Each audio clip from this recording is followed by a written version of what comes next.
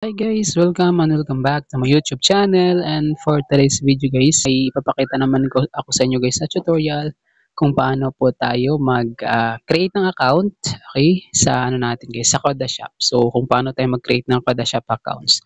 Kasi nga po considering mga bossing idol na malapit na naman yung 515 natin na event ni Muntun, kailangan marunong tayo guys gumawa ng Koda Shop account. So dito sa ating browser mga bossing, search na natin ang Koda Shop dito. And to the shop mga boss. And after that, pindutin natin pinakaunang lumabas po. Okay, na the shop. So, dito mga bossing, hintay lang tayo na mag-ano mga boss. So, ayan. Ang dito guys, may nakita guys sa upper top right pala, dito sa sign up. So, eto pindutin natin. If wala pa kayong mga accounts, ito guys, meron tayong tatlong pagpipilian. Kung mayroon kayong mga email or Google account, continue with Google kayo. Pag meron kayong Facebook, continue with Facebook. Or kapag mayroon kayong email, separate email guys, is continue with email. So, dito guys, ang gamitin natin is continue with Google tayo.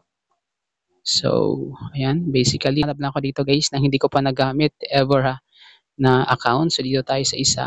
Ito, continue lang tayo guys. Click nyo lang po yung continue dyan. So, ganito lang kadali mga boss kung paano po tayo idol gumawa ng mga Koda Shop accounts natin. And ito guys, pag ganito na po yung itsura guys, pindutin nyo yung burger, 3 lines dito sa taas, sa upper left side. Ayan. Ayan. So, dito guys, basically, ito na po yung accounts nyo. So, dito guys, dito kayo magta-top up mga bossing idol. Ito yung mga amounts. So may mga ano tayo guys meron tayong mga extra tawag dito bonus. And ang kagandahan dito ngayon mga boss, every time po na mag-recharge tayo, meron tayong rewards guys. So meron tayong rewards na pwede nating ibili ulit ng ating mga Koda Shop ng ano natin, ng mga products sa Koda Shop. You're into Mobile Legends, pwede niyo pong i-purchase ng mga Mobile Legends diamonds. Ito, basically ito wala pa siyang ano guys, wala pa siyang rewards. So ayan, lipat muna tayo sa isa kong account guys kasi doon yung may rewards mga boss. Sign out natin to.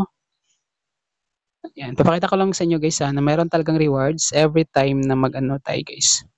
Magre-recharge tayo mga bossing idol. Ayan, every time na mag-recharge tayo merong rewards yan. May mga rewards po yan mga boss.